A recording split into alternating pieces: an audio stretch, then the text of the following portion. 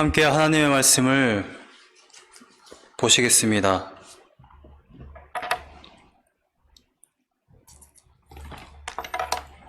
오늘 은혜 받으실 하나님의 말씀은 신명기입니다. 신명기.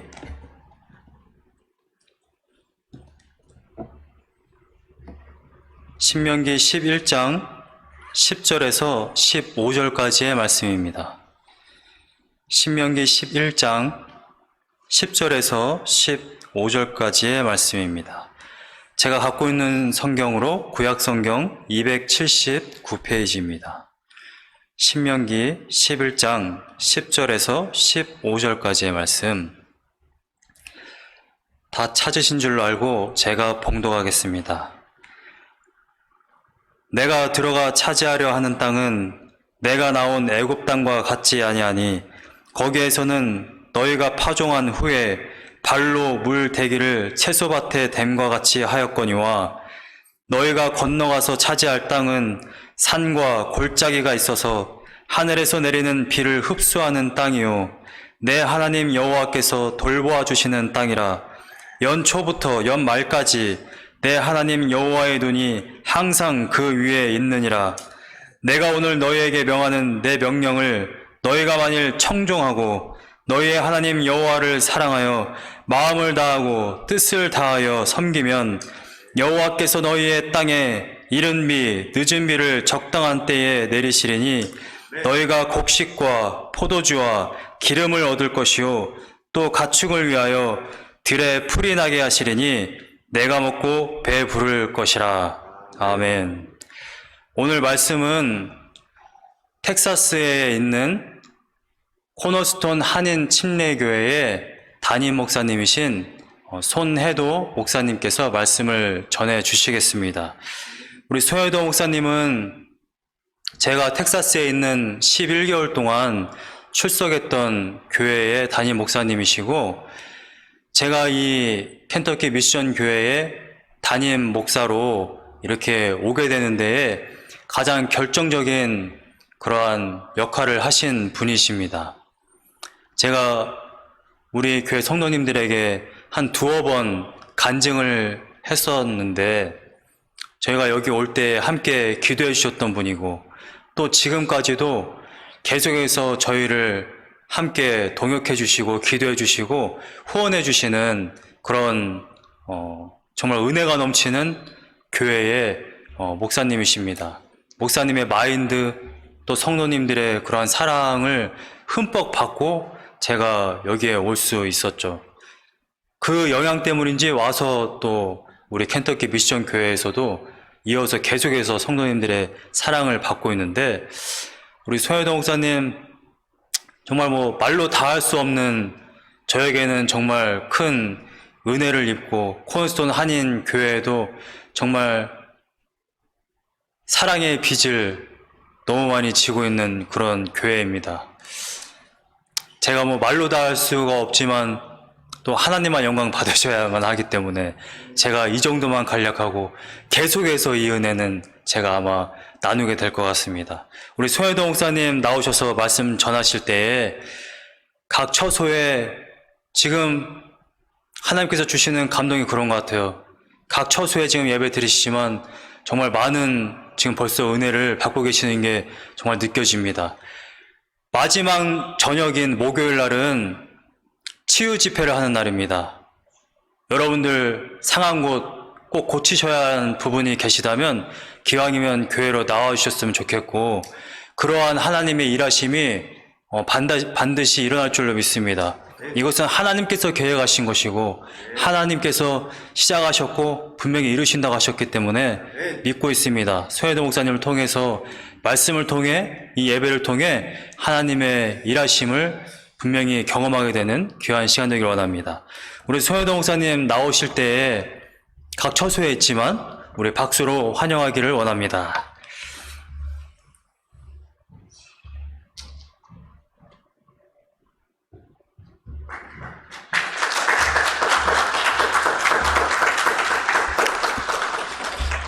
할렐루야.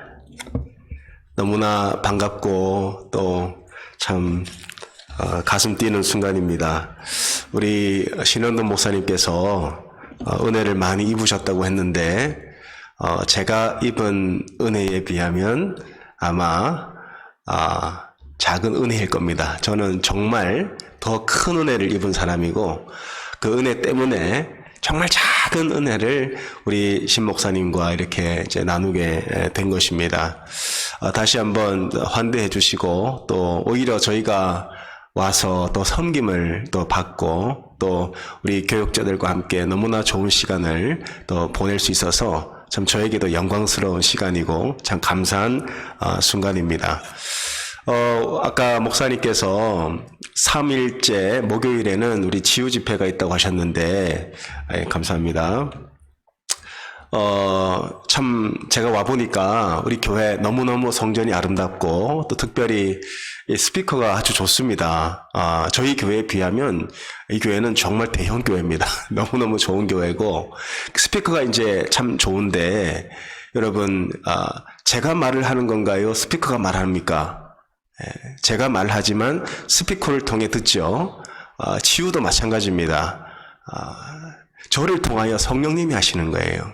제가 하는 게 아닙니다.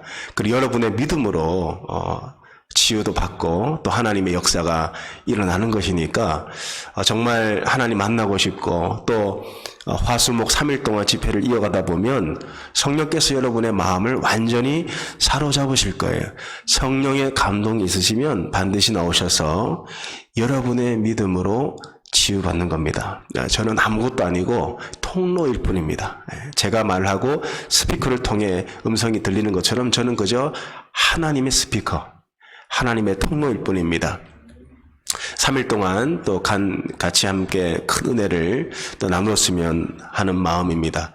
여러분 지금 이제 코로나 때문에 미 전역이 몸살을 앓고 있고 아마 여러분들 가정이나 또 사업장에도 피해가 있을 수 있는데 이 코로나를 겪으면서 우리가 한 가지의 단어를 좀 깊이 생각하게 되는 그런 계기가 된 것 같아요. 그게 뭐냐면 바로 죽음에 대한 문제입니다. 죽음이라는 것은 늘 우리 가까이에 있는데 우리가 너무나 멀게 느끼는 것 같아요. 최근에도 지난주에 제가 잘 아는 목사님이 젊은 목사님이신데 갑자기 심장마비로 하나님께 부름을 받았습니다. 그 사건을 제가 겪으면서 좀 깊이 생각을 했어요. 나도 언제든지 갈 수 있구나. 또 이번에도 우리 선교팀이 또 비행기를 타고 오고 또 이제 타고 가야 되고 여러 가지 또 코로나라는 위험한 요소들이 있지만 그때마다 그런 생각을 합니다. 나도 언제든지 갈 수 있구나. 그러면 매 순간 매 순간을 마지막으로 살아야 되겠다. 그런 생각을 아마 여러분도 하게 될 텐데 바로 오늘 우리가 함께 나눌 말씀이 모세의 유언입니다. 신명기 말씀은 모세가 이스라엘 백성들한테 한 유언이에요. 신명기가 듀로노미라는 뜻인데 두 번째 율법 혹은 다시 전한 율법이라는 뜻입니다. 모세가 죽기 전에 이 출애굽 2세대 이스라엘 백성들한테 남긴 마지막 유언이 바로 신명기예요. 그 신명기에서 모세는 이 출애굽 제2세대 이스라엘 백성들한테 한 가지 당부를 합니다. 두려워하지 마라. 지금 출애굽 2세대들이 굉장히 두려워하고 있거든요. 이제 40년간의 광야 생활이 끝나고 요단강만 건너면 이스라엘 땅, 가나안 땅을 밟게 되는데 그들 안에 막연한 두려움이 있는 거예요. 그 두려움이 어디서 왔습니까? 한 번도 가보지 않은 길이에요. 과연 우리가 요단강을 건너서 가나안 땅을 차지할 수 있을까? 우리 부모도 못했는데 출애굽 2세대들은요. 그들의 부모가 광야에서 죽어나가는 것을 눈으로 본 사람들입니다. 출애굽 제1세대들은 광야에서 다 죽었어요. 왜 죽었습니까? 하나님께서 이스라엘 백성 1세대들에게 가서 그 가나안 땅을 차지하라 그랬는데 그 1세대들이 어떻게 합니까? 가데스 바네아에 가서 우리는 그들에 비하면 메뚜기와 같습니다. 우리가 안악 자손을 보았습니다. 그들에겐 철병거가 있습니다. 우리가 어떻게 그들을 이깁니까? 다시 애굽으로 돌아갑시다. 그래서 하나님이 그 1세대들이 그들이 말한 대로 되게 하셨어요. 여러분, 우리가 하는 말이 곧 믿음입니다. 우리는 믿음대로 되는 거예요. 1세대들은 그들이 말한 대로, 그들의 믿음대로 다 광야에서 죽었어요. 그리고 2세대들은 그걸 보고 자랐어요. 우리 부모가 광야에서 죽는 사건, 그것을 다 보고 자란 사람들이기 때문에, 아니, 우리 부모도 건너지 못한 요단강을 우리가 어떻게 건널 수 있을까? 분명히 부모 세대로부터 들었을 거예요. 그 가나안 땅에는 적과 꿀이 흐르는데 그 민족은 안악 자손들이고 장대한 민족들이고 우리들은 그들에 비하면 메뚜기와 같다. 그래서 출애굽 2세대들에게는 두려움이 있었어요. 근데 모세가 죽기 전에 요단강을 바라보면서 출애굽 2세대들에게 한 가지 당부를 합니다. 나는 지금 죽지만 내가 죽으면서까지 너희에게 남기는 유언이 있는데 그것이 바로 저들을 두려워하지 말라는 거예요. 요단강을 건너는 것을 두려워하지 마라. 왜냐하면 하나님이 너희를 위해 지금 일하고 계신다는 거예요. 눈에 보이지 않지만. 여러분 어떻습니까?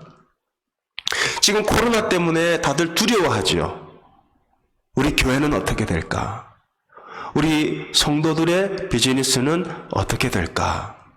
막연한 두려움이 있어요. 뿐만 아니라 자녀들 대학 보내면 두려움이 밀려와요. 혹시 내 아들이, 내 딸이 대학 가서 믿음을 잃어버리진 않을까? 나쁜 친구 만나진 않을까? 그런 두려움들. 우리에겐 다들 이런 두려움들이 있어요. 우리 여기 너무너무 귀한 사역자들 계시는데 참 저도 우리 사역자들의 섬김을 받고 은혜를 받았습니다. 이제 저도 겪었기 때문에 전도사님들은 두려움이 있어요. 과연 내가 좋은 목사가 될 수 있을까? 과연 나를 받아주는 교회가 있을까? 나를 청빙해주는 교회가 있을까? 그런 두려움들이 다 있어요. 왜요? 가보지 않았거든요. 그런데 우리가 한 가지 기억해야 될 것은 모세가 죽으면서까지 남긴 유언, 지금 하나님이 일하고 계신다. 그러니 두려워하지 말라는 거예요. 자, 그러면 우리가 이런 질문을 해볼 수 있습니다. 우리가 무엇을 할 때, 우리는 언제 하나님의 일하심을 경험하는가? 여러분, 제가 이민 목회 이제 9년 차인데요. 제가 한 가지 경험한 게 있습니다. 참 하나님이 일하십니다. 하나님이 나와 함께 하십니다. 라고 고백은 하지만 그걸 정말 못 믿어요. 그리고 하나님이 하실 일을 자꾸 내가 하려고 하고 내가 해야 될 일을 하나님께 맡겨버리는 모순. 이런 것들이 우리 삶 속에 아주 깊숙이 침투해 있습니다. 그런데 하나님은 분명히 일하고 계시고요. 여러분과 함께하고 계세요. 그런데 우리가 언제 하나님이 일하시는 것을 경험하느냐 하는 거죠. 오늘 본문에 보면 이제 모세가 죽기 전에 이스라엘 백성들한테 남긴 이제 유언적인 설교가 나옵니다. 10절에 보면 이렇게 얘기해요. 네가 들어가 차지하려 하는 땅은 네가 낳은 애굽 땅과 같지 않다. 그런데 이 애굽 땅이 어떤 땅입니까? 여러분, 이집트 가보신 분 계세요? 애굽 땅은요, 굉장히 비옥한 땅이에요. 10절 말씀 보면 모세도 그걸 인정합니다. 자, 애굽 땅은 어떤 땅인가? 거기에서는 너희가 파종한 후에 발로 물대기를 채소밭에 댐과 같이 하였다. 발로 밟아서 물을 끌었을 수 있는 땅. 저희 부모님도 경남 합천 묘산 면에서 농사를 짓고 계십니다. 항상 농사를 지을 때마다 야, 올해는 비가 와야 되는데 그런 말씀을 늘 하시거든요. 그런데 이 애굽 땅은요, 비 걱정 안 해도 돼요. 왜요? 나일강이 있거든요. 그래서 그 당시 애굽인들은 발로 수차 같은 어떤 기구를 사용해서 물이 필요할 때마다 그 나일강에서 물을 끌어왔어요. 그러니 그 땅이 얼마나 비옥한지 몰라요. 그리고 이 나일강은요, 이 자그마치 길이가 6,650km. 세계에서 제일 긴 강입니다. 그 다음이 아마존 강이에요. 인류 역사를 보면 강이 있는 곳마다 문명이 시작됩니다. 나일강을 통해서 애굽 문명이 시작된 거예요. 나일강은요, 비걱정 안 해도 돼요. 물이 필요하면 물을 끌었을 수 있는 땅. 절대로 하나님을 의지하지 않아도 되는 땅이 애굽 땅입니다. 그게 바로 이 세상이에요. 이 세상 사람들은 인간의 지식, 테크놀로지, 돈, 기술 이런 모든 것으로 하나님 없이 얼마든지 잘 살아요. 그런데 하나님은 그 애굽 땅에서 하나님 없이도 살 수 있는 그 나일강을 의지하며 자급자족하던 그 애굽 땅에서 이스라엘 백성들이 노예 생활을 하고 있었어요. 400년 동안이나. 그런데 하나님이 그 이스라엘 백성들을 애굽에서 어디로 인도하셨습니까? 11절 말씀을 보세요. 이게 굉장히 모순이에요.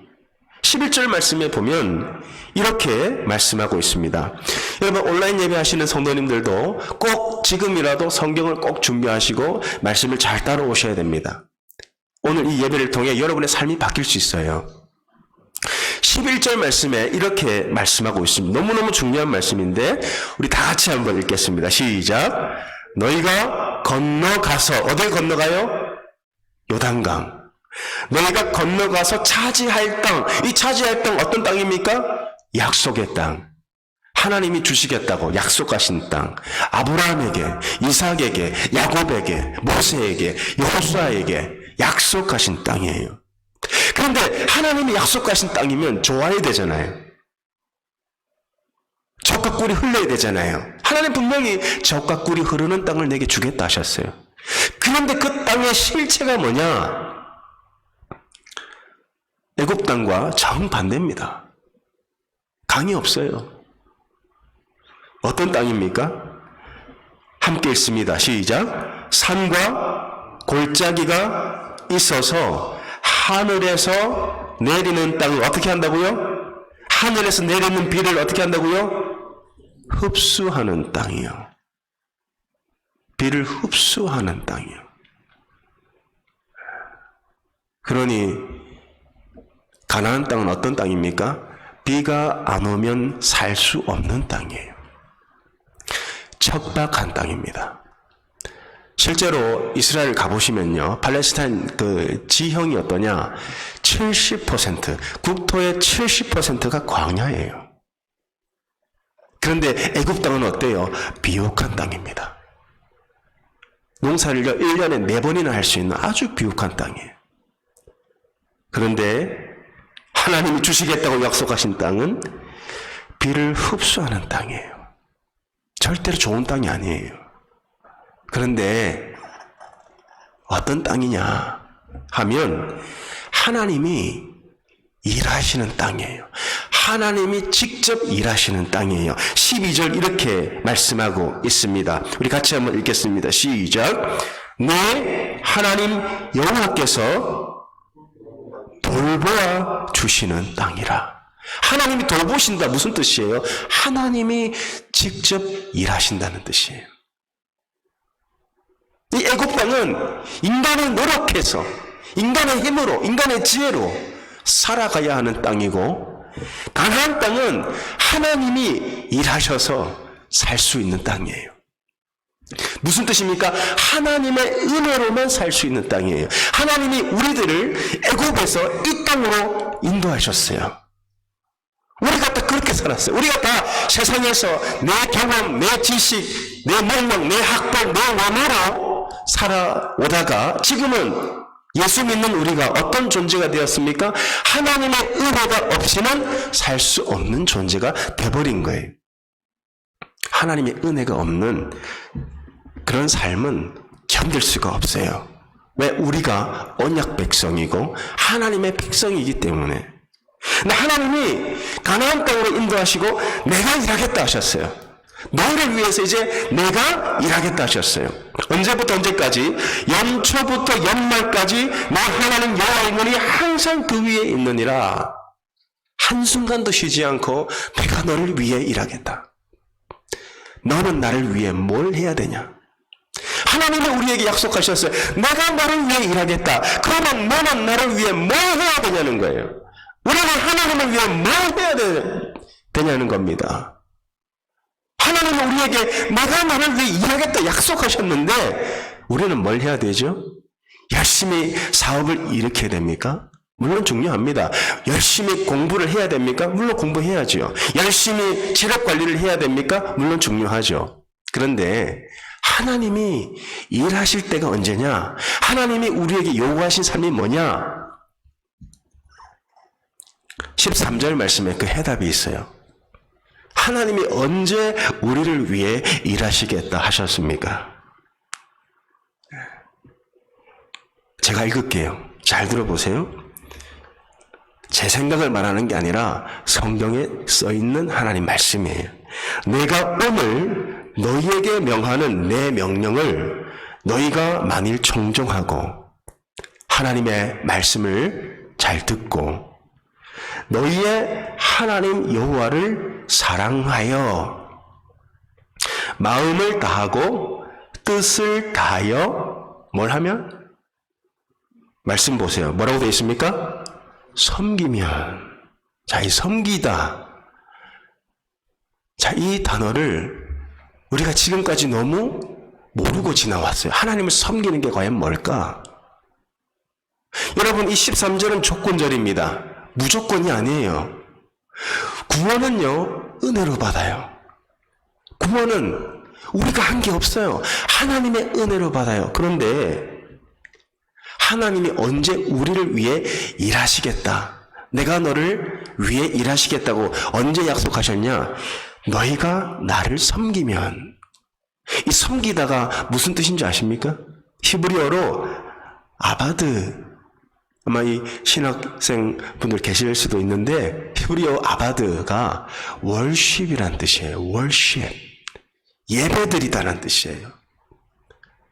뉴 아메리칸 스탠다드 바이블은 월십, 킹 제임스도 월십이라고 번역을 했습니다.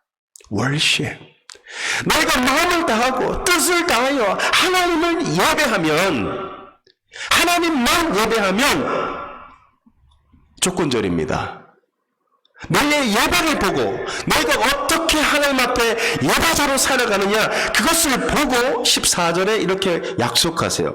여호와께서 너희의 땅에 이른 비 늦은 비를 적당한 때 내리시리니 너희가 곡식과 포도주와 기름을 얻을 것이요 또 가축을 위하여 들에 풀이 나게 하시리니 네가 먹고 배부를 것이라.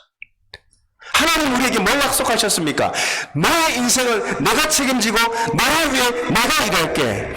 내가 나를 위해 뭘 해야 되나? 마음을 다하고 뜻을 다하여 여호와를 사랑하고 여호와 앞에 예배자로 살아가야 한다는 거예요. 예배. 그런데 우리 이민사회가 이렇게 바뀌어 있어요. 완전히 반대로 하고 있습니다. 일주일 내내 일하다 보니까 예배가 그냥 귀찮아요. 주일 예배 안 드리면 지옥 갈 것 같고, 교회 안 오면 하늘에서 천둥 번개가 떨어질 것 같으니까 어떤 종교적 의무감으로 교회에 나오시는 경우도 분명히 있습니다. 그런데 월화수목금토 열심히 뼈 빠지게 일해요. 그런데 예배당 와서 자고 있어요. 완전히 반대로 하는 거예요. 그러니까 하나님이 여러분을 위해 일하고 싶어도 일하지 못하시는 거예요. 왜? 우리는 언약 백성이고 약속의 백성이기 때문에 하나님이 우리를 어디로 인도하신다 하셨어요? 애굽 땅이 아니에요. 나의 강이 흐르고 비옥한 땅이 아니라 척박한 땅, 광야, 거기로 인도하신다고 하셨기 때문에 하늘에서 비가 오지 않으면 우리는 말라 죽어요. 기근입니다. 수많은 사람들이, 그리스도인들이 예배를 등한시하고 예배를 형식적으로 드리고 의무적으로 드리기 때문에 그 가정이, 그 사업장이, 그 인생이 계속 기근인 거예요. 모세 유언이에요. 모세 유언. 여러분, 성경에서 가장 중요한 계명이 있습니다. 신구약 전체에서 예수님도 인정하신 계명. 부자 청년이 예수님께 와서 예수님 내가 어떻게 하면 구원 받겠습니까? 예수님 뭐라고 하셨어요? 율법에 뭐라고 써있더냐? 그 부자 청년이 대답하죠. 예, 마음을 다하고 뜻을 다하여 여호와를 사랑하는 것입니다. 그때 예수님 뭐라고 하셨어요? 네 말이 옳도다. 그대로 해라. 그대로 해라. 네 말이 옳도다. 이것을 신명기 6장에서는 쉐마 이스라엘이라고 불러요. 한번 우리 가보겠습니다. 신명기 6장에 가보시면요. 자, 가정에서 온라인 예배 하시는 분도 잘 따라오셔야 돼요. 신명기 6장 4절에 신명기 6장 4절에서 9절까지가 쉐마 이스라엘, 이스라엘아 들으라. 이건 절대 잊지 마. 너희 자손에게 가르치고 네 문설주에 붙이고 이마에 표를 삼고 손목에 그것을 차고 다녀라. 그래서 바리새인들은 다 차고 다녔어요. 신명기 6장 4절에서 9절까지 말씀을 같이 보시면요. 이게 신구약 전체에서 가장 중요한 계명입니다. 이스라엘아 들으라. 우리 하나님 여호와는 오직 유일한 여호와이시니 너는 마음을 다하고 뜻을 다하고 힘을 다하여 네 하나님 여호와를 사랑하라. 오늘 내가 내게 명하는 이 말씀을 너는 마음에 새기고 네 자녀에게 부지런히 가르치며 집에 앉았을 때에든지 길을 갈 때에든지 누워있을 때에든지 일어날 때에든지 이 말씀을 강론할 것이며 너는 또 그것을 네 손목에 매어 기호를 삼으며 또 네 미간에 붙여 표를 삼고 또 네 집 문설주와 바깥문에 기록할지니라.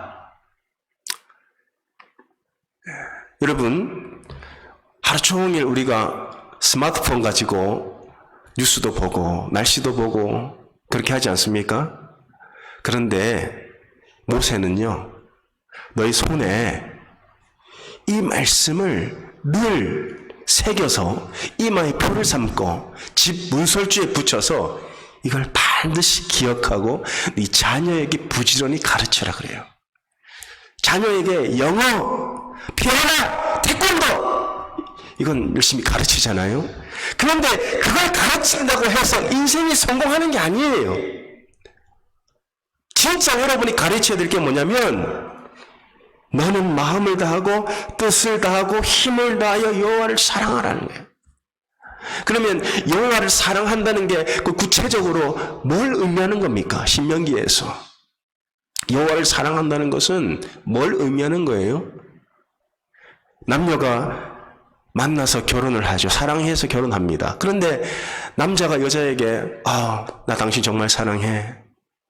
그렇게 말은 하는데 연락도 안 하고 만나지도 않고 만나면 돈도 안 쓰고 집에 데려다 주지도 않고 그 사랑하는 겁니까? 말만 사랑하는 거죠. 사랑하면요 만나고 싶어요. 사랑하면요 함께 있고 싶어요. 사랑하면 희생하고 싶고 쓰는 게 안 아까워요. 여호와를 사랑하라는 말의 의미는 뭐냐? 예배로의 초청입니다. 예배자로 우리를 부르시고 있는 거예요.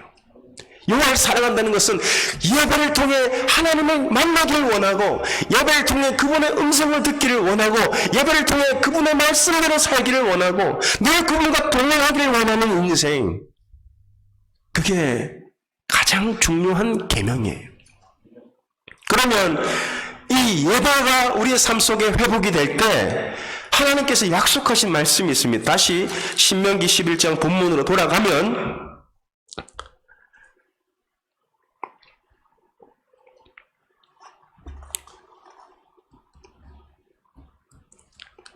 하나님께서 뭐라고 약속을 하시냐?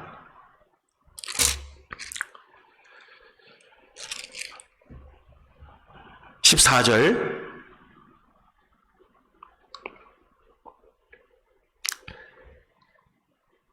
뭐라고 되어 있죠?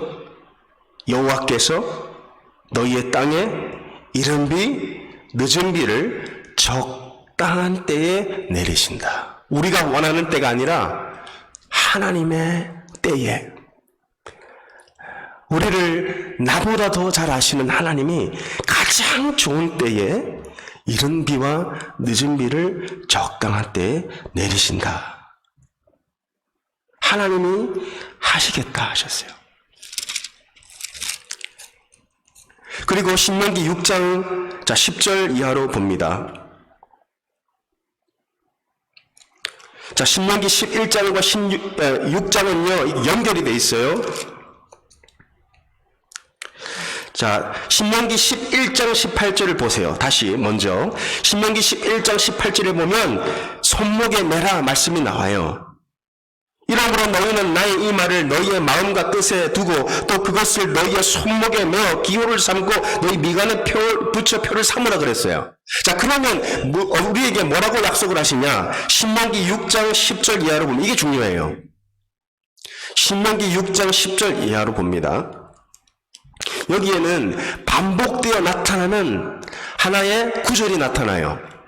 신명기 6장 10절 이하로 보면 내 하나님 여호와께서 네 조상 아브라함과 이삭과 야곱을 향하여 내게 주리라 맹세하신 땅으로 너를 들어가게 하시고 네가 건축하지 아니한 크고 아름다운 성읍을 얻게 하시며 네가 채우지 아니한 아름다운 물건이 가득한 집을 얻게 하시며 네가 파지 아니한 우물을 차지하게 하시며 네가 심지 아니한 포도원과 감람나무를 차지하게 하사 내게 배불리 먹게 하실 때에 너는 조심하여 너를 애굽 땅 종되었던 집에서 인도하여 내신 여호와를 잊지 말고 내 하나님 여호와를 경외하며 그를 섬기며 라고 되어 있습니다. 그를 섬기며 그의 이름으로 맹세할 것이니라. 이 말씀에 보면 모세가 뭘 약속하죠? 네가 하지 아니한, 네가 건축하지 아니한 집을 내가 건축하겠고, 네가 채우지 아니한 아름다운 물건을 내가 채우겠고, 네가 파지 아니한 우물을 내가 파겠고, 네가 심지 아니한 포도원을 내가 심겠다. 네가 할 일은 뭐다? 마음을 다하고 뜻을 다하여 여호와를 사랑하고 그분을 섬기라는 겁니다. 하나님 앞에 예배자로 서라는 거예요. 예배가 회복되어야 된다는 거예요. 예배가 회복되면 나머지는 하나님을 직접 하시겠다 약속하셨어요. 이게 이제 여러분의 인생 속에 바뀌어야 됩니다. 여러분 대충 하세요. 쉬어가면서 여행도 좀 가시고 잠도 좀 주무시고 예배의 생활을 걸어보세요. 하나님이 일하십니다. 약속하셨어요. 그게 이스라엘이에요. 이스라엘. 하나님이 이기신다는 뜻입니다. 이스라엘은 하나님이 책임지신다는 뜻이에요. 이스라엘이라는 이름이. 이 교회 공동체가 새 이스라엘 아닙니까? 왜 여러분의 인생의 무거운 짐을 다 자기가 짊어지고 살아가냐는 거예요. 우리는 지금 가나안 땅에 들어와 있는데 하나님이 때가 되면 이른 비와 늦은 비를 적당한 때 내리겠다 약속하셨는데 왜 자꾸 애굽 땅에 들어가서 자기 힘으로 살려고 하냐 이거예요. 그럴 필요가 없습니다. 그래서 예수님이 수고하고 무거운 짐진 자들아 다 내게로 오라. 내가 너희를 쉬게 하리라. 진짜 예수 믿는 삶은요 피곤하지 않아요. 진짜 예수 믿는 삶은 기쁨입니다. 행복이에요. 즐거움이에요. 안식이에요. 그 삶 속에 쉼이 있어요. 왜요? 하나님이 날 위해 일하신다고 내가 믿거든요. 예배가 회복돼야 돼요. 저의 목회를 완전히 바꿔놓은 말씀이 바로 이 이른 비 늦은 비 언약이에요. 저는 예수를 안 믿는 불신자 가정에서 위에 누나 둘 막내 아들로 제가 태어났습니다. 저희 집은 너무 가난했어요.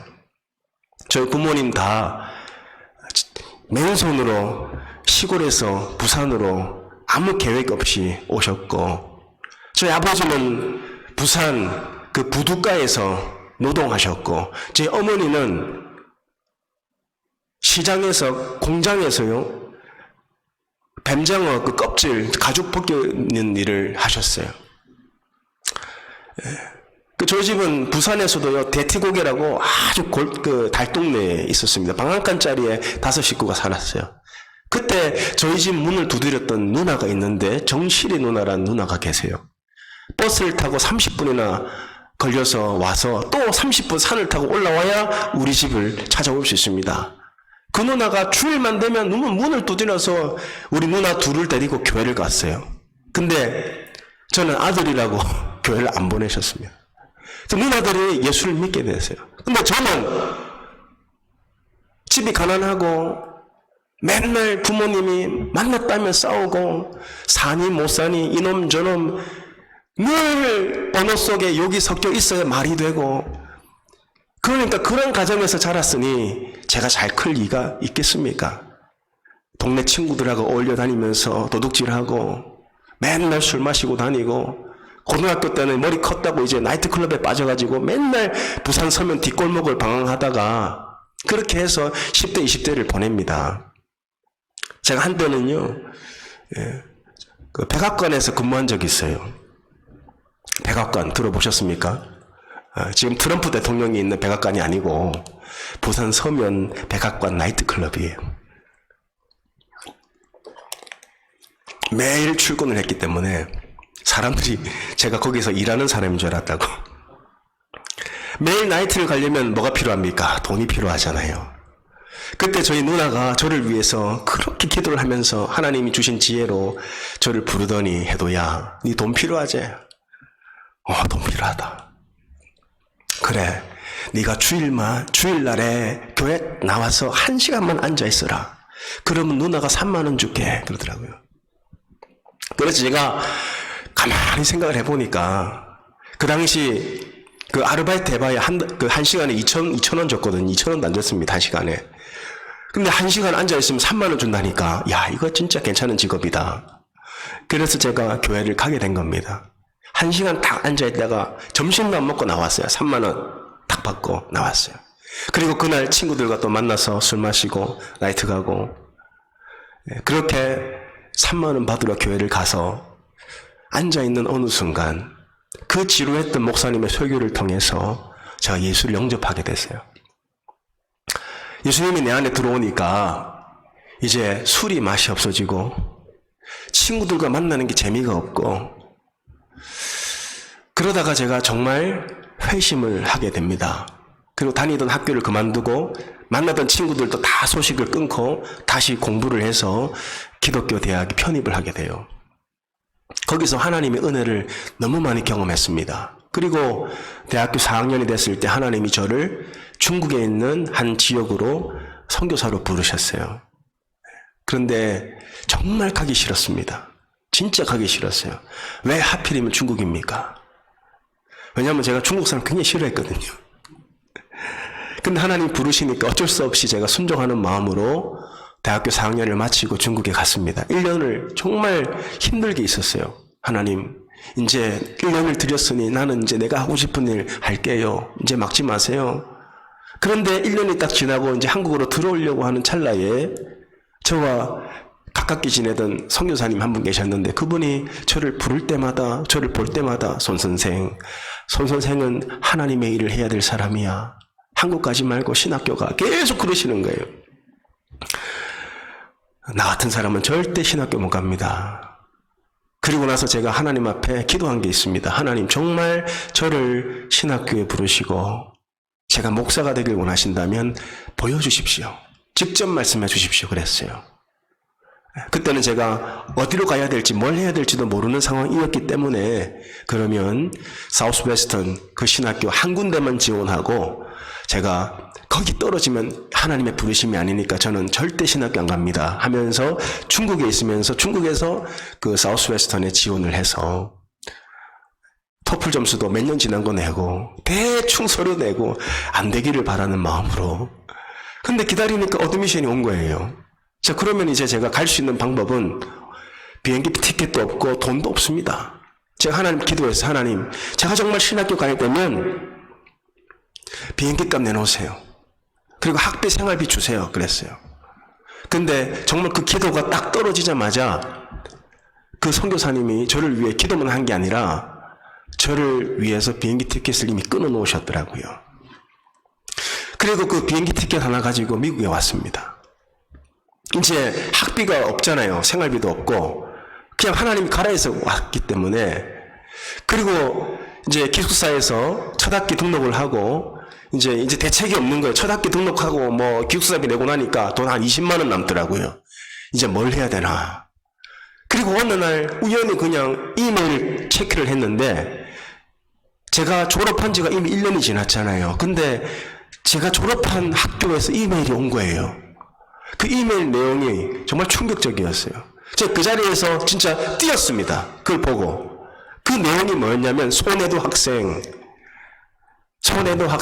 장학생에 선발이 되어 매월 1,000불씩 3년 동안 지원하기로 학교에서 결정했다는 거예요.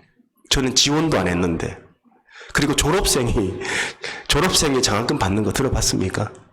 그것도 한 달에 1,000불씩 3년을. 제가 그 이메일을 받는 순간 하나님 날 부르셨다라는 확신이 들었어요. 그리고 나서 제가 내린 결단이 뭐냐면 하나님이 비행기 값도 주시고 학비도 주시고 생활비도 주시고 그때 제 친구들은 도넛가게에서 일하고 세탁소에서 일할 때 저는 탱자 놀면서 학교 다녔거든요. 그러면서 제가 제 마음에 어떤 감동이 있었냐면 하나님이 저에게 이렇게 사랑을 베풀어 주시는데 내가 어려운 교회, 작은 교회 가서 섬기겠습니다. 그렇게 해서 제가 달라스 올빙에 있는 예수사랑교회라는 교회를 그냥 가게 된 겁니다. 한 1년을 전도사로 섬기다가 MDiv 3번째 학기 때 제가 섬기던 교회에 담임 목사님께서 저를 부르시는 거예요. 손 전도사님, 앞으로 계획이 어떻게 됩니까? 그래서 저는 계획이 없습니다. 그랬는데, 이제 목사님께서 이제 연세가 드셔서 이제 은퇴를 하시겠다 하시고, 이제 저에게 교회를 개척을 해라는 거예요. 교회를 후임을 해라는 게 아니고 교회를 개척을 해라는 거예요. 목사님은 떠나시겠다. 그렇게 해서 6가정과 함께 코너스턴 교회가 설립이 된 겁니다. 그때 제가 MDiv 3번째 학기였어요. 예수 믿은 지 7년 만에 목회를 하게 된 거예요. 제가 뭘 알겠습니까? 성경만 봤죠. 그리고 성경이 시키는 대로만 했죠. 1년이 지나고 2년이 지나고 3년이 지나도 저는 제가 대단한 목사가 될 줄 알았는데 아무 일도 안 일어나더라고요. 그리고 교회는 이제 너무나 한인타운에서 먼 절대 보이지 않는 그런 외진 곳에 교회가 있었기 때문에 6가정으로 시작했는데 2가정은 한국 가고 4가정이 남았습니다. 그렇게 3년이 지났어요. 뭐 얘기하자면 제가 오늘 밤을 새도 모자란데 하나님의 은혜로 저희 교회가 이제 한인타운이 있는 곳으로 이사를 가게 되고 또 이사를 2번을 가게 됩니다. 이제 이전을 2번을 하게 되죠. 그러면서 지금 있는 우리 교회 한인타운에 있는 H마트 바로 앞에 있는 교회는 이제 오게 되었는데 제 마음속에 늘 갈증이 있었어요. 뭐가 과연 하나님이 기뻐하시는 교회일까? 아무리 내가 열심히 목회를 하고 또 복음을 전하고 해도 뭔가 교회가 막혀 있는 것 같고 뭔가 열리는 것 같지가 않고 늘 제자리에 있는 것 같고 답답한 마음이 있었어요. 그러다가 제가 이 본문을 만난 거예요. 이거구나. 나는 지금까지 목회한다고요. 내 머리로 내 지혜로 그렇게 목회를 해왔어요. 그런데 정작 우리 교회의 예배는 죽고 있었어요. 그때 제가 하나님 앞에 너무나 많은 회개와 저를 돌아보는 시간을 갖게 되었습니다. 여러분, 하나님이 우리를 왜 부르셨습니까? 하나님이 실력이 없어서, 능력이 없어서 우리를 부르셨을까요? 전지전능하신 분인데, 우리 출애굽기 3장 말씀을 한번 보시겠습니다. 출애굽기 3장에 보면 하나님께서 12절에 왜 이스라엘 백성들을 애굽에서 건져내셨는지가 이렇게 기록이 되어 있어요. 출애굽기 3장 12절 보시기 바랍니다. 오늘 이 말씀을 들으시고 여러분의 삶의 방향이 바뀌길 바라요. 출애굽기 3장 12절에 우리 같이 한번 읽겠습니다. 시작. 하나님이 이르시되 내가 반드시 너와 함께 있으리라. 네가 그 백성을 애굽에서 인도하여 낸 후에 너희가 이 산에서 하나님을 섬기리니. 아바드 월십이 월십. 제가 가진 NIV 성경에도 이렇게 번역하고 있어요. You will worship God on this mountain. 너희가 하나님을 예배하리니 이것이 내가 너를 보낸 증거니라. 왜 하나님이 이스라엘 백성들을 애굽에서 건져내셨나요? 이 산에서 그들로 말미암아 예배를 받기 위해서예요. 이스라엘 백성들이 애굽에서 애굽 백성들의 노예로 살며 그들의 신을 섬기고 있었는데 안 된다, 내 백성은 나를 섬겨야 된다고 하면서 이스라엘 백성들을 건져내어 이 산에서 나를 섬기리라. 하나님이 그들의 예배를 받으시기 위해 이스라엘 백성들을 부르신 겁니다. 왜 이 수많은 사람들 중에 여러분 한 사람을 부르셨습니까?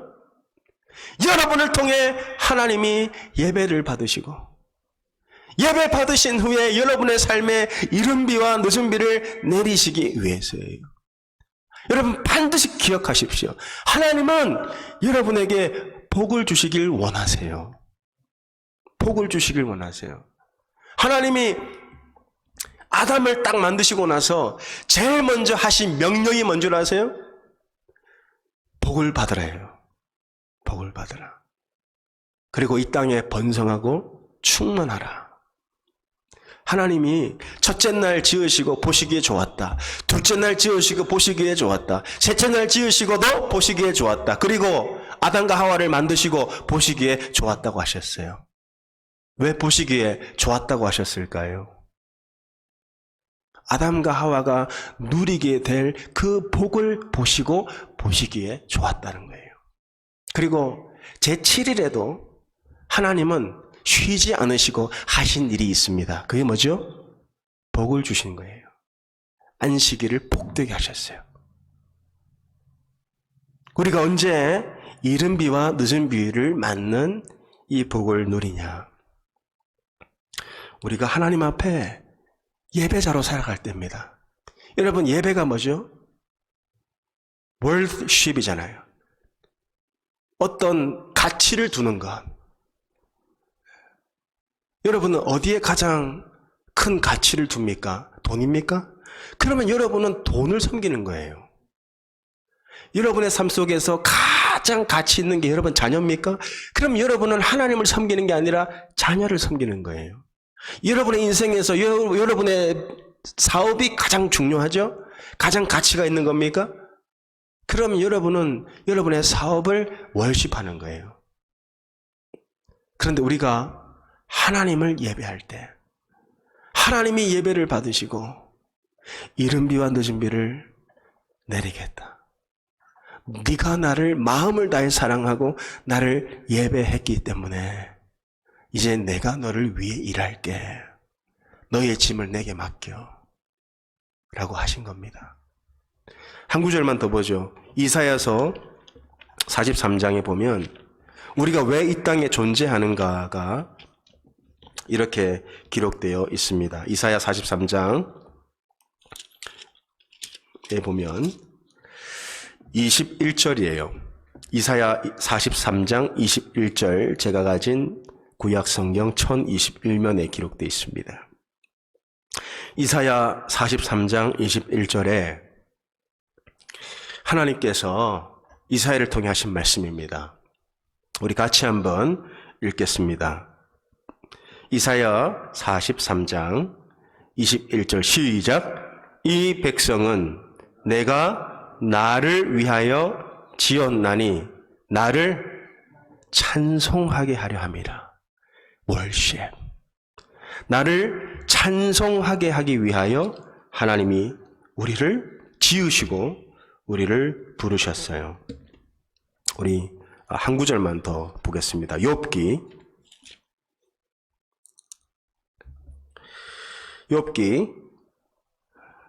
1장 21절 보세요. 욥기 1장 21절에 보면 욥이 고난당하고 자식들 다 죽고 전 재산 다 잃고 욥이 뭐라고 고백합니까? 욥기 1장 21절에 이렇게 욥이 얘기해요.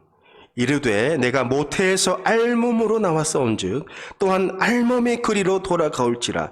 주신 이도 여호와시여 거두신 이도 여호와시오니 여호와의 이름이 찬송을 받으실지니라. 욥이 어떻게 이런 고백을 하죠? 욥은 자기가 왜 사는지를 분명히 알고 있는 사람이었어요. 왜 하나님이 내게 찾아오셨는지, 왜 하나님 내게 복을 주셨는지, 왜 하나님 나를 부르셨는지 욥은 분명히 그 삶의 목적을 알고 있었어요.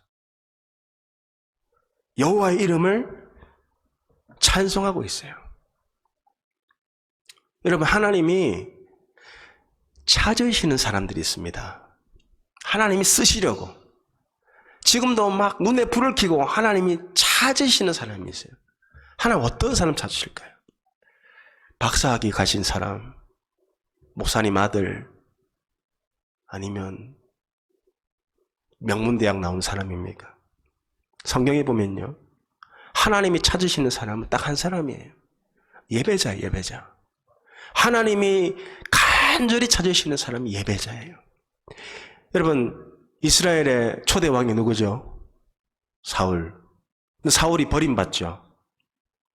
그리고 하나님이 누구를 택하십니까? 다윗을 택하시죠. 거기에는요, 이유가 다 있어요. 왜 하나님이 다윗을 택하셨는지. 성경은 한 구절도 그냥 써 있지 않아요.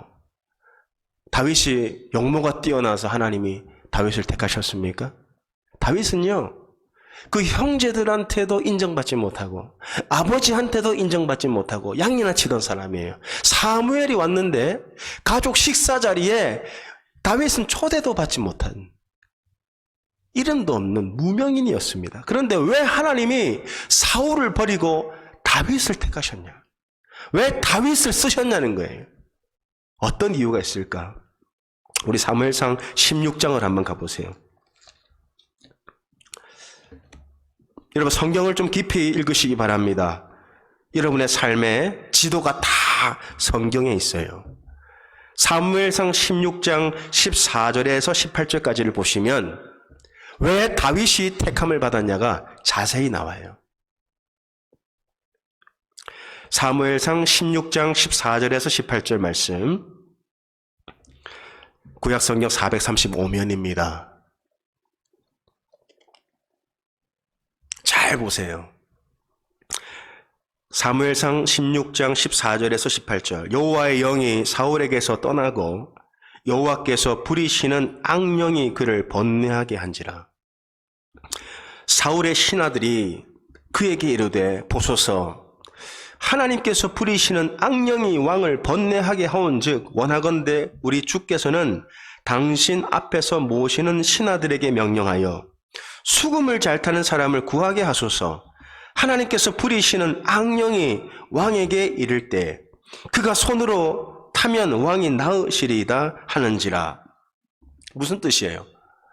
막 사울이 막 악령에 시달리는 거예요. 밤에 잠도 못 자고 불면증에 시달리고 우울증이 찾아오고 환청이 들리고 도저히 마음이 번잡해서 살 수가 없는 겁니다. 그러니까 신하들이 왕에게 와서, 왕이시여, 찬양을 들으시면 왕의 마음이 좀 편안해지지 않겠습니까? 그것도 라이브로. 그러니까 사울이 대답해요. 그래, 그거 좋은 생각이네. 찬양을 제일 잘하는 사람을 데리고 와라. 수금 제일 잘 타는 사람을 데리고 와라. 누구를 데리고 오지요? 우리 17절 말씀 이하로 봅니다. 사울이 신하에게 이르되 나를 위하여 잘 타는 사람을 구하여 내게로 데려오라 하니 소년 중 한 사람이 대답하여 이르되 내가 베들레헴 사람 이새의 아들이라고 얘기해요. 다윗이라고 얘기 안 해요. 왜? 이름도 모르는 무명인이었습니다. 아버지한테도 인정받지 못하고 형들한테도 맨날 구박당하던, 그저 광야에서 양을 치던 볼품없는 구석진 인생, 그 인생이 어떤 인생으로 바뀝니까? 베들레헴 사람 이새 아들을 본즉 수금을 탈 줄 알고 용기와 무용과 구변이 있는 준수한 자라 여호와께서 그와 함께 계시더이다 그래요. 그러니까 다윗은 혼자 있을 때마다 뭐 했다는 겁니까? 하나님을 예배했다는 거예요. 하나님을 예배하니 하나님이 그와 함께 계시더이다. 이스라엘 전역에서 가장 탁월한 찬양 인도자, 가장 뜨거운 예배자, 하나님의 언약궤가 예루살렘으로 올라오니까, 다윗 성으로 올라오니까 다윗이 어떻게 합니까? 옷이 막 벗겨질 정도로 춤을 추고 하나님 앞에 기뻐하며 그렇게 예배드리잖아요. 다윗은 탁월한 예배자였어요. 정말 하나님을 사랑한 사람이에요. 그러니까 하나님이 다윗에게 그 마음이 쏠릴 수밖에 없는 겁니다. 하나님을 사랑하고 하나님을 예배하니 하나님도 다윗을 쓰실 수밖에 없었어요. 다윗이 대단한 사람이어서가 아니라. 그래서 다윗이 이스라엘의 왕이 된 거예요. 하나님이 어떤 사람을 쓰실까? 여러분, 자녀들에게 뭘 가르쳐야 돼요? 가외는 좀 덜 가르쳐도 됩니다. 그런데 하나님 앞에 예배하는 예배는 가르치셔야 돼요. 하늘이 무너져도. 주일 성수는 여러분 생명을 걸고 여러분 지키셔야 돼요. 주일이 무너지면 여러분 일주일이 다 무너집니다. 지금 코로나 때문에 우리가 이제 마음껏 모이지도 못하잖아요. 여러분 잘 보세요.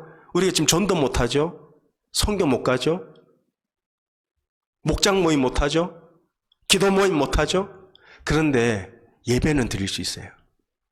여러분, 우리가 이 땅에서 열심히 선교하지만 선교도 이 땅에서만 할 수 있어요. 천국 가면 선교 못합니다. 천국 가면 전도 못해요. 왜? 거긴 다 구원받은 사람들만 있으니까. 그런데 천국에서도 끊이지 않고 하는 게 있습니다. 그게 하나님을 예배하는 거예요. 24장로가 보좌 앞에 둘러 앉아 자기의 면류관을 던지며 하나님을 찬양하잖아요. 예배드리잖아요. 그러니까 하나님의 마음은 늘 예배자에게 고정되어 있는 거예요.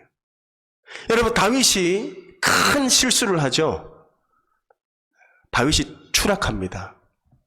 왜 추락했을까요? 지금도 뭐 정치인이 성스캔들이 나면 온 언론이나 뉴스에 나와서 어떻게 그럴 수 있냐, 충격이다 그러지만 그럴 수 있어요. 인간이기 때문에. 저도 예외가 아니고 여러분도 예외가 아닙니다. 우리는 누구나 그럴 수 있어요. 여러분, 한국의 유명한 목사님이 성도와 바람이 나서 자식을 낳았는데 그걸 숨기려고 남편을 청부살인했으면 여러분 가만히 있겠습니까? 다윗은 더한 사람이에요. 자기 백성, 그것도 자기 충신의 아내를 억지로 왕궁에 데리고 와서 권력에 의한 그런 성추행, 성폭행이죠. 그리고 애가 덜럭 들어서니까 그거 숨기려고 자기가 가장 아끼던 충신 우리아를요, 그 전쟁터에 내보내서 죽이게 만들잖아요. 다윗이 어떤 사람이에요? 시편 23편을 쓴 사람 아닙니까? 그런데 그 손으로 편지를 써요. 우리아를 저기 블레셋 최전방에 보내서 죽이라. 어떻게 같은 사람이 같은 손으로 그런 편지를 쓰냐 이거예요. 그게 인간이라는 존재입니다. 그런데 다윗이 어디서 추락했냐? 다윗이 추락한 시점이 나와요, 성경에. 사무엘하 우리 11장 말씀 보세요. 사무엘하 11장. 사무엘하 11장 1절에서 2절에 보면 다윗이 어디서 추락했는지 너무나 자세히 나옵니다. 사무엘하 11장 1절에서 2절, 제가 가진 구약성경 478면이에요. 가정에 계신 분도 꼭 성경을 찾아보세요. 정말 중요한 구절입니다. 우리가 왜 죄에 자꾸 넘어지냐? 우리가 왜 자꾸 실수하냐? 여기에 문제가 있는 거예요. 사무엘하 11장 1절에서 2절, 그 해가 돌아와 왕들이 출전할 때가 되매 다윗이 요압과 그에게 있는 그의 부하들과 온 이스라엘 군대를 보내니 그들이 암몬 자손을 멸하고 랍바를 에워쌌고 다윗은 예루살렘에 그대로 있더라. 자, 다윗은 이제 싸움 하러 안 갑니다. 다윗이 안 가도 얼마든지 승리할 수 있기 때문에 다윗은 그저 예루살렘 성에 머물러 있어요. 자, 그러면 다윗이 전쟁터에 안 갔으면 예루살렘 성에서 뭐 해야 됩니까? 2절 보세요. 2절. 저녁 때에 다윗이 침상에서 일어났어요. 그러면 다윗이 저녁에 침상에서 일어났다면 다윗은 저녁에 해야 될 일을 안 한 거예요. 맞습니까? 맞잖아요. 저녁에 침상에서 일어났으니까 다윗이 매일 저녁에 해야 될 일이 있어요. 그걸 안 했다는 거예요. 그게 뭐죠? 예배예요, 예배. 출애굽기에 보면 이스라엘 왕은요, 상번제를 드려야 돼요. 상번제가 뭐냐? daily offering. 매일 드리는 예배. 아침에 한 번, 저녁에 한 번 번제를 하나님께 드려야 돼요. 근데 다윗은 그걸 안 한 거예요. 제가 근거를 알려드릴게요. 출애굽기 29장에 하나님의 말씀이 이렇게 나옵니다. 출애굽기 29장에 보면 잘 들어보세요. 출애굽기 29장에 보면 38절에서 42절까지 상번제에 대한 규례가 나옵니다. 상번제. 아침에 한 번, 저녁에 한 번. 매일 드리는 번제. 그게 상번제예요. 하나님께서 모세를 통해서 이스라엘 백성들에게 하신 명령입니다. 그리고 이스라엘 왕은 이걸 반드시 해야 돼요. 그리고 다윗이 그렇게 언약궤가 다윗 성으로 들어올 때 그렇게 기뻐했던 이유도 바로 이 상번제에 있었어요. 아, 이제 내가 마음껏 하나님을 예배할 수 있구나. 그런데 출애굽기 29장 38절에서 42절까지 잘 읽어보면 다윗이 어디서 추락했는지가 나와요. 제가 읽어드립니다. 출애굽기 29장 38절에 42절. 네가 제단 위에 드릴 것은 이러하니라. 매일 1년 된 어린 양 2마리니 한 어린 양은 아침에 드리고 한 어린 양은 저녁에 드릴지며 한 어린 양에 고운 밀가루 10분의 1 에바와 찌은 기름 4분의 1 흰을 더하고 또 전제로 포도주 4분의 1을 흰을 더할지며 한 어린 양은 저녁 때에 드리되 아침에 한 것처럼 소제와 전제를 그것과 함께 드려 향기로 냄새가 되게 하여 여호와께 화제로 삼을지니 이는 너희가 대대로 여호와 앞 회막 문에서 늘 드릴 번제라. 내가 거기서 너희와 만나고 네게 말하리라. 다윗은 그 번제단 앞에 가서 하나님께 예배하고 하나님을 만났어야 되는데 그 저녁 때 그 왕궁 옥상에 올라가 누구를 만나요? 밧세바를 만나잖아요. 하나님을 만나야 될 시간에 밧세바를 만나니까 추락하는 겁니다. 주일날 하나님 만나야 되는데 하나님 안 만나고 TV 드라마 주인공 만나니까 여러분의 가정이 평안이 없는 거예요. 하나님 앞에 예배가 무너지면 여러분 인생은 송두리째 흔들리게 돼 있어요.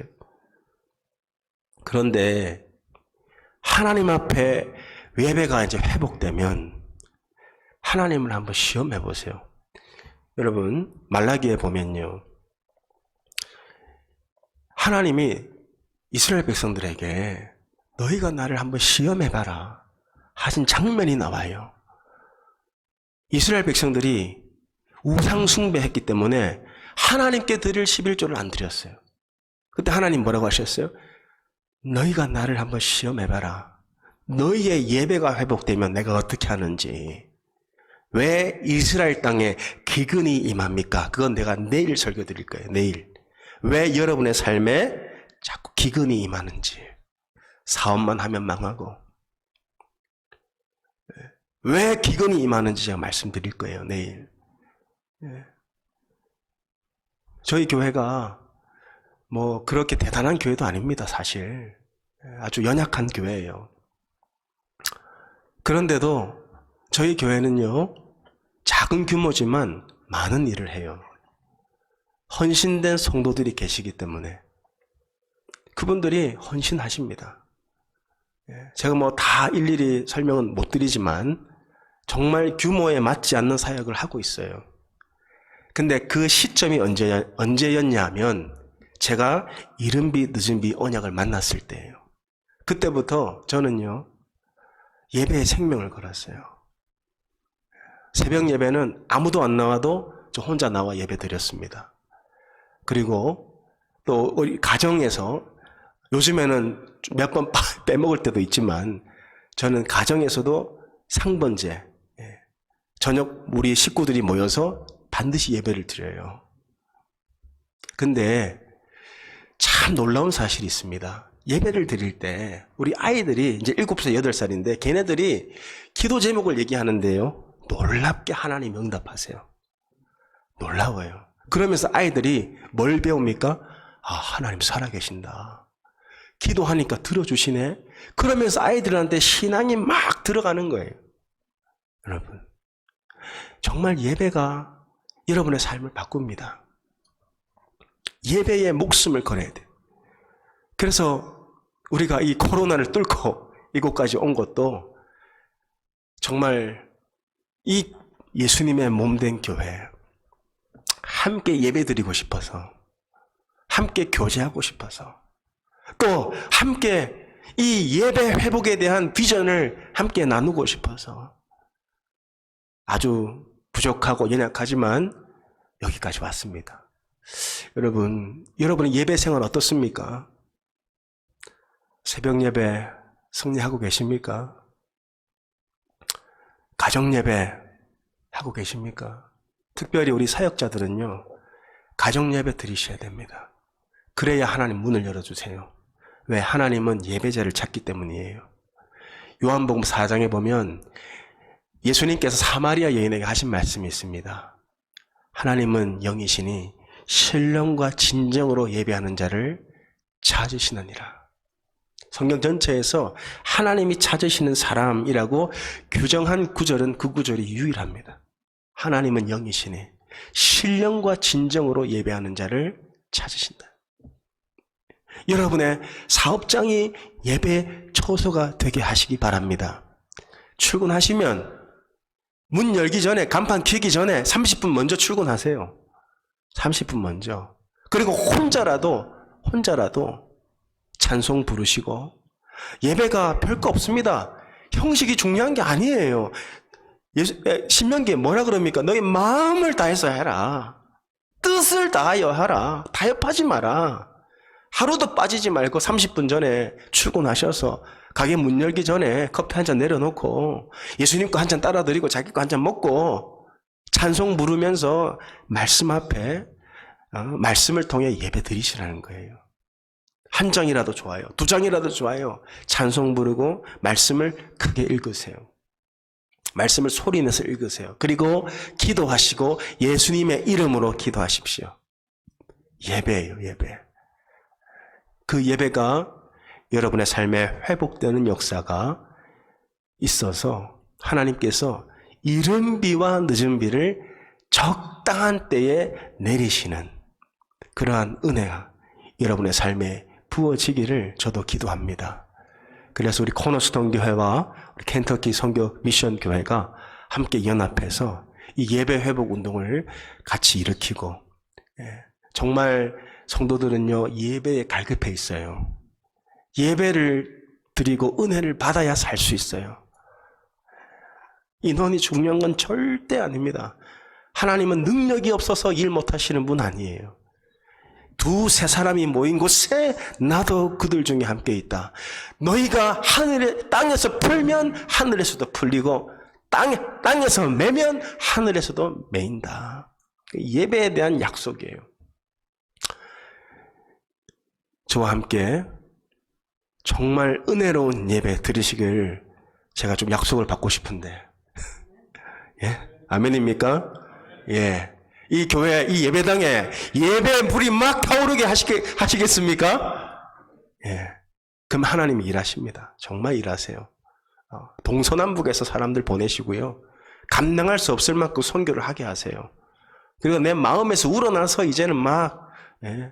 우리 장로님 한 분도 일주일 동안 가게 비우고 따라오셨는데, 예배에 대한 사모가 있기 때문에, 예배에 대한 사모. 이제 돌아가시면 하나님께서 갑절로 일하실 거예요. 저는 믿어요. 믿는 대로 되는 거니까. 여러분, 예배 승리하시고 내일 뵙겠습니다. 기도하겠습니다. 하나님 아버지,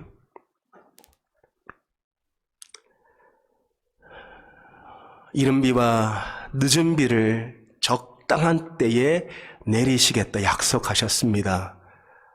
너희가 마음을 다하고 뜻을 다하여 하나님을 섬기면 하나님이 내 인생의 유일한 목적이 될 때 하나님 앞에 예배자로 세워질 때 하나님이 일하시겠다. 이 땅은 내가 돌보는 땅이라, 너는 내 백성이라, 내가 일하겠다 하셨습니다. 우리가 할 일은 하나님을 마음을 다하여 예배하는 일입니다. 주님 앞에 예배자로 승리하며 살게 하옵소서. 비록 코로나로 인하여 모이지 못하지만 각자의 초소에서 골방에서 하나님 앞에 예배하는 예배자들이 하나님 이곳저곳에서 세워짐으로 이 켄터키 선교교회가 감당할 수 없는 하나님의 은혜와 부흥의 역사가 일어나게 해주시고, 주님께서 주신 그 비전대로 열방을 예수 그리스도께로 인도하는, 선교하는 교회 될 수 있도록 복을 내려 주옵소서. 예수님의 이름으로 간절히 기도드렸습니다. 아멘.